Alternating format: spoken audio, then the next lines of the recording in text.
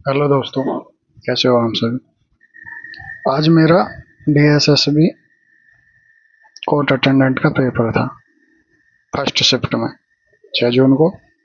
तो मैं बताता हूँ कि मेरा पेपर कैसा गया है।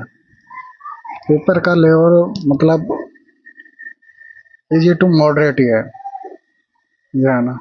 तो मैं आपको क्वेश्चन भी दिखाता हूँ, एक दो तो क्या है, खैर ज़्यादा ही है, बता दूंगा कि कैसे कैसे क्वेश्चन क्या आ रहे हैं, कैसे नहीं।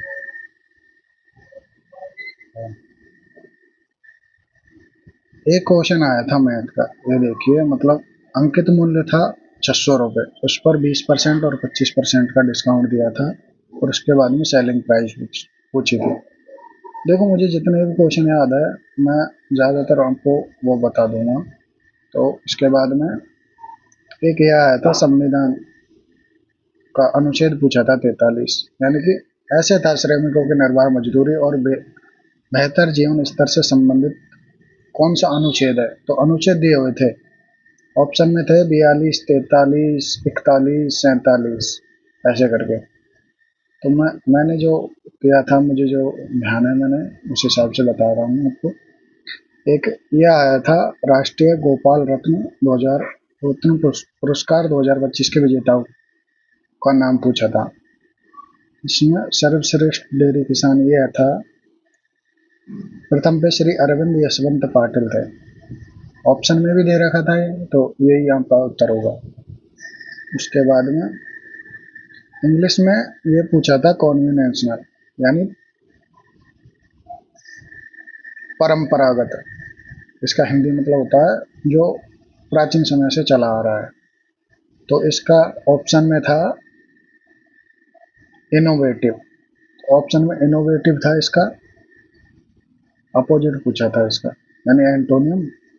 तो इनोवेटिव इसका आंसर होगा। उसके बाद में, हाँ, ये जरूर है, इसके मुझे मतलब कि क्वेश्चन ढंग से याद नहीं है क्या पूछा था, लेकिन तंत्रिका कोशिकाओं से रिलेटेड क्वेश्चन था वो, ये मुझे पता है। ये ये जीके में था, मेरा पहला ही क्वेश्चन आया था ये। तो तंत्रिका कोशिकाएं दे रखी थी, उनके कार्यों से रिलेटेड पूछा था ये क्वेश्चन, इतना मुझे पता है। हाँ, हिंदी में दो एवैसे आए थे, बिल्कुल सीधे थे। और हिंदी मुझे नहीं लगती कि टफ थी, ज़्यादातर नॉर्मली थी हिंदी।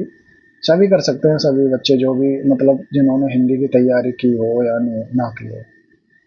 तो ये मैंने हिंदी की बिल्कुल तैयारी नहीं की थी, मैं तो बिल्कुल पढ़ के नहीं गया था। फिर भी मैंने 24 क्वेश्चन किए हैं हिंदी के।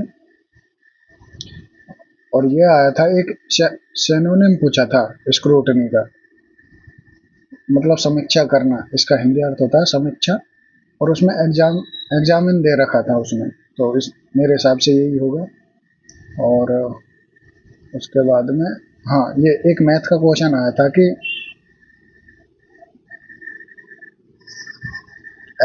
एवरेज वाला क्वेश्चन लगा सकते हैं ऐसे कि हर प्रोफेसर को अगर 25 स्टूडेंट दिए जाते हैं तो उनका एवरेज एवरेज पूछा था। और फिर उसमें दो ऐड करवा रहा था प्रोफेसर, और उसके बाद में टोटल स्टूडेंट की संख्या दी थी 1725, मतलब टोटल हो गए थे। तो मतलब कि पहले जो प्रोफेसर थे और बाद में दो जोड़े गए थे, उनके बाद में टोटल कितने प्रोफेसर हुए हैं उनकी संख्या पूछी थी। एक ये क्वेश्चन था, ये अच्छा क्वेश्चन था। हाँ, और एक सीआई मतलब कि कंपाउंड इंटरेस्ट का क्वेश्चन था, तो उसमें भी मतलब कि उसका उत्तर यही था, 67,500 के 500 ही था, मेरे हिसाब से यही ऑप्शन में था। अगर शुरू के दो डिजिट का मैं भूल रहा हूँ, लेकिन लास्ट में 500 था उसका, तो ये आंसर होगा उसका। उसके बाद में, चलो ज़्यादा लंबी नहीं वीडियो, सिंपल इंटरेस्ट का था, उसमें समय पूछा था कि कितने साल में इतना पैसा इतना हो गया था। तो उसका 12 12 साल आया था उत्तर। हाँ, ये था, घन का आयतन दे रखा था 58,752 रुपये, और पूछ रहा था घन का पृष्ठीय क्षेत्रफल, और घन की भुजा दे रखी थी 34, हाँ, 34 सेंटीमीटर कुछ ऐसे। और उसके बाद में इंग्लिश में 2 PQRS आए थे, बिल्कुल इजी थे भाई। मुझे लगता है हिंदी से भी इजी इंग्लिश आई थी। तो टाइम बहुत है, 2.5 घंटे का पेपर है ये। तो आप अगर बिल्कुल धीरे धीरे करोगे ना तो भी हो जाएगा। मेरे 85 मिनट बचे थे इसमें। उसके बाद में हाँ, ये आया था वर्ग वाला। 10 सेंटीमीटर भुजा थी उसकी, उसके अंदर और एक बाहर, बाहर सर्कल दे रखे थे, यानी वृत्त। तो उनकी परिधि पूछी थी, बड़े और छोटे की परिधि का वो पूछा था अनुपात। तो इसका आंसर आया था 1:√2, है ना।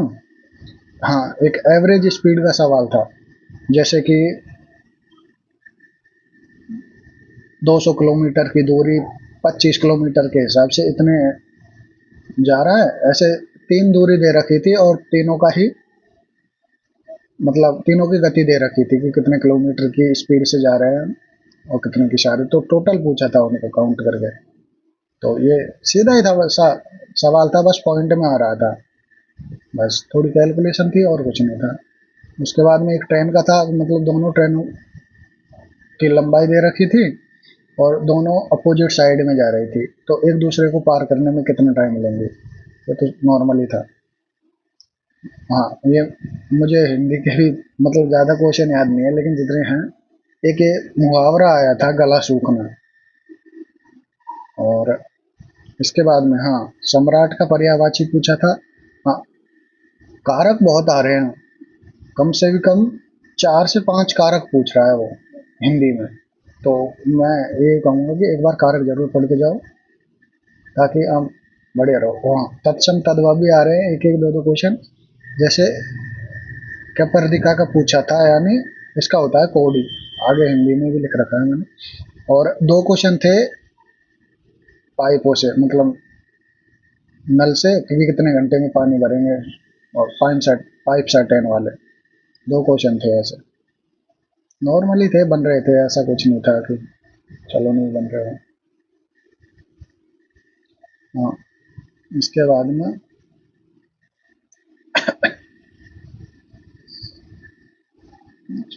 1 मिनट।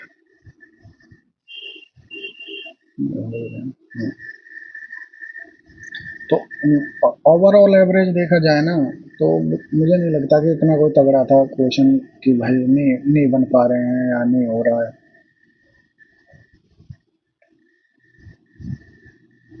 क्वेश्चन बन रहे थे आराम से। 1 मिनट में आपको बताता हूँ।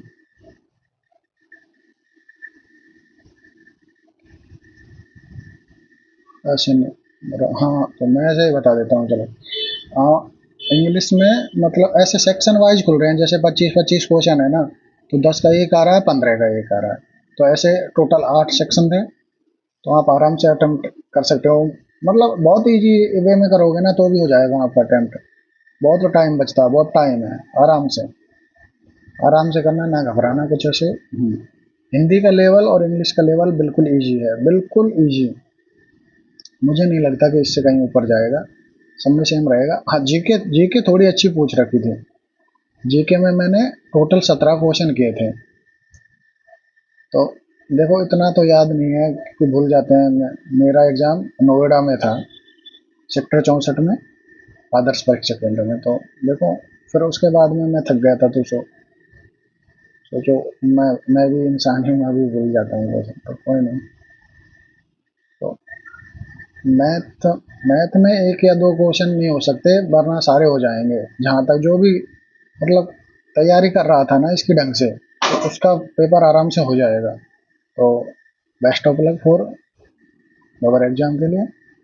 थैंक यू फॉर वीडियो देखने के लिए। तो अगर वीडियो थोड़ी सी भी अच्छी लगी हो और DSSB से रिलेटेड कोई भी जानकारी चाहिए तो चैनल को ज़रूर सब्सक्राइब करें। Thank you.